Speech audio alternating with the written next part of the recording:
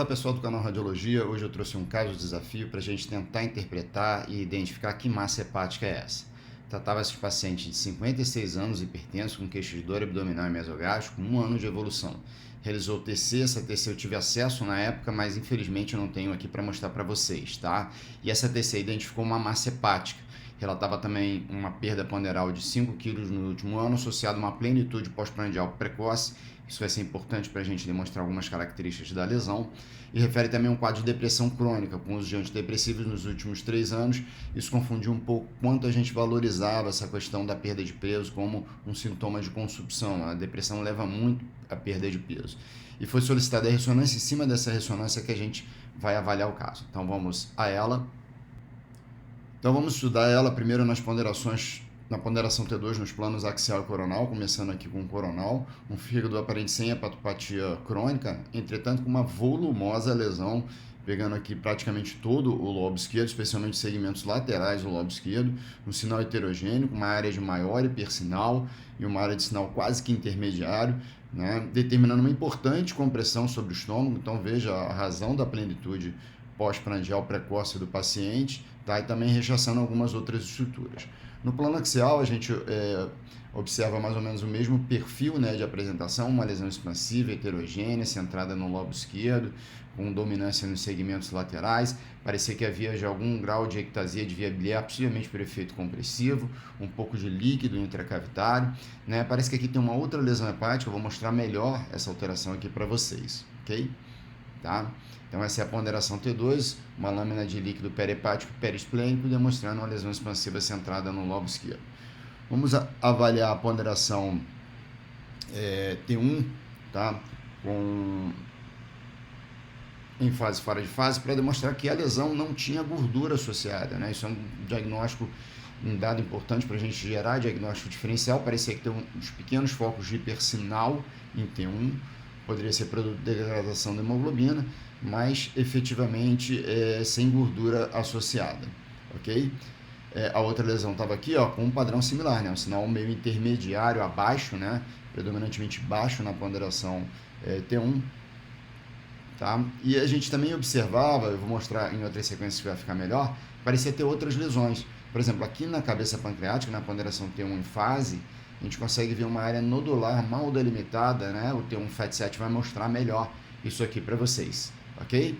Talvez aqui na cauda pancreática uma outra lesão, tá? Vamos avaliar também a ponderação de difusão, né? Já que a gente está tratando-se de uma massa hepática, com a possibilidade, inclusive, de ser uma lesão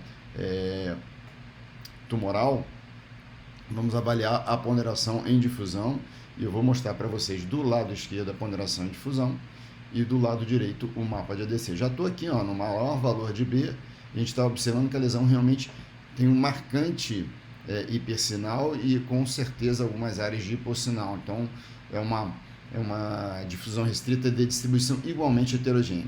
A lesão hepática no lobo direito, mais ou menos transição do 7 com 8 ali, era existente, era perfeitamente identificável.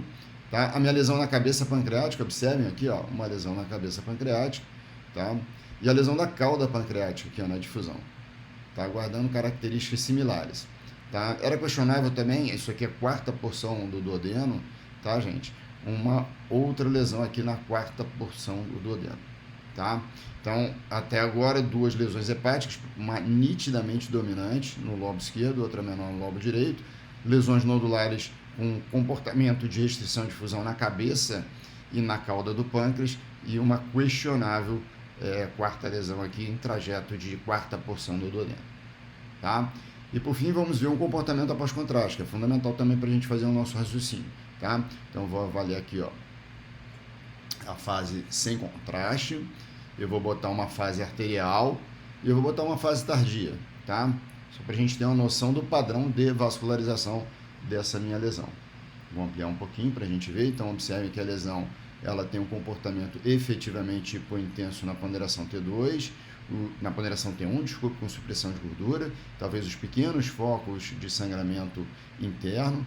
O comportamento dela ele é heterogêneo de impregnação, eu considerei predominantemente hipovascular, entretanto com algumas áreas de maior vascularização, tá?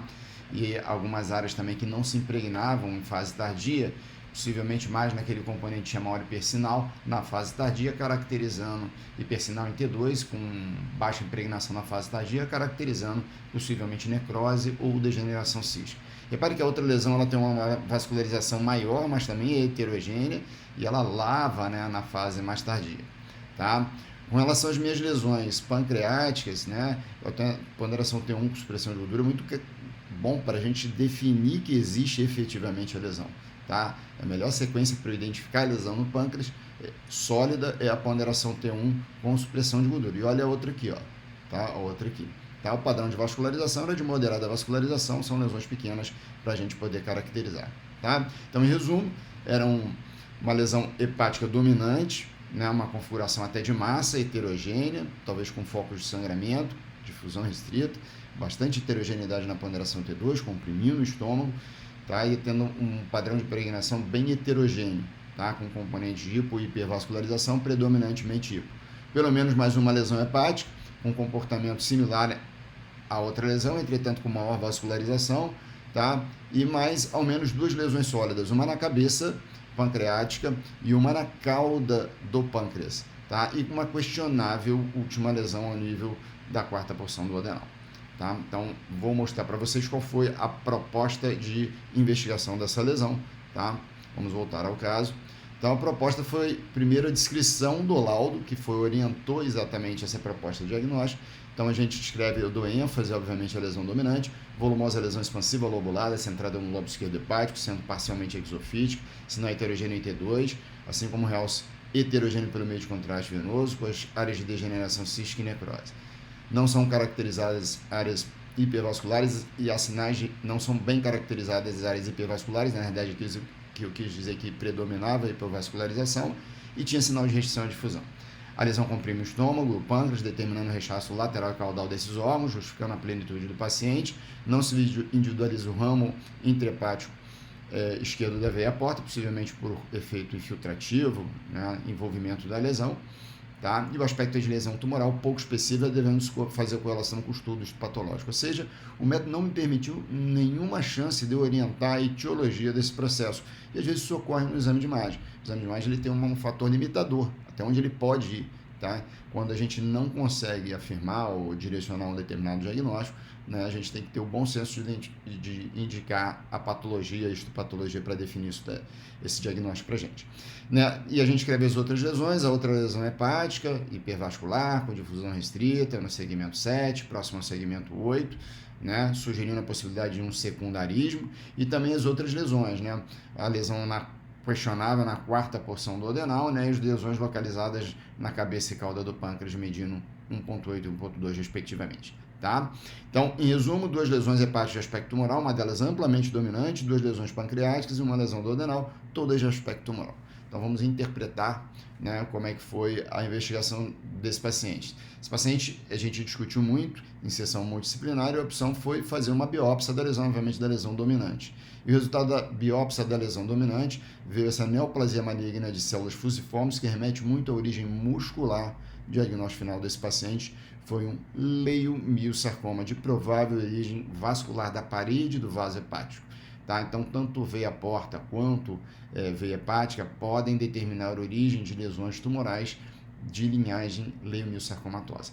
Alguns aspectos de imunohistoquímicas foram importantes, especialmente o c-KIT negativo, para excluir, por exemplo, o GIS, que era uma possibilidade que a gente inventou no momento da discussão. Tá? Então, eu fui no PubMed tentar fazer uma revisão de pelo menos quantos casos, né, tinham, né, leiomiosarcoma primário hepático não é uma doença frequente, né, e na verdade tinha um baixo número de artigos, e não são artigos de leiomiosarcoma, tá? É o que o leiomiosarcoma é falado ou no abstract ou no título do exame. Tá? Essa é uma lesão muito menos frequente. Eu peguei aqui um relato de caso, que é onde a gente consegue ver esse tipo de lesão com revisão da bibliografia. Então, ó, a prevalência é extremamente baixa, na maioria das vezes, se aproximando ao 0,2, são poucos artigos que colocam 2% dos tumores malignos hepáticos. A apresentação mais comum do que a gente vê é a doença metastática. É o leiomiosarcoma de pulmão, útero, tubo gastrointestinal, que dá metástase para o fígado. E como título e causa, etiologia de leiomiosarcoma primário, né? Esse artigo aqui, que é um artigo recente, fevereiro de 2020, refere apenas 60 casos descritos na literatura.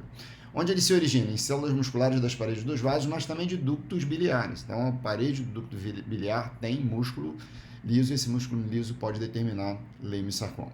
É um diagnóstico de exclusão, então a gente tem que excluir, seja por imagem, seja por patologia imunohistoquímica, né? E eu destaco aqui a negatividade para o C-KIT como importante no diferencial com tumor estromal gastrointestinal. Infelizmente, a apresentação por imagem ela é inespecífica, né? Uma massa heterogênea, sólida, pode ter áreas de liquefação, de necrose, de sangramento, e o comportamento vascular ele é variado. Quanto mais necrose, menos vascular ele é, quanto menos necrose, mais vascular é esse tipo de tumor. Ok, gente? Então, espero que tenha sido útil. Essa lesão, essa massa hepática, na verdade, um leiomiosarcoma primário, para vocês pegarem algumas dicas aí. Um abraço a todos.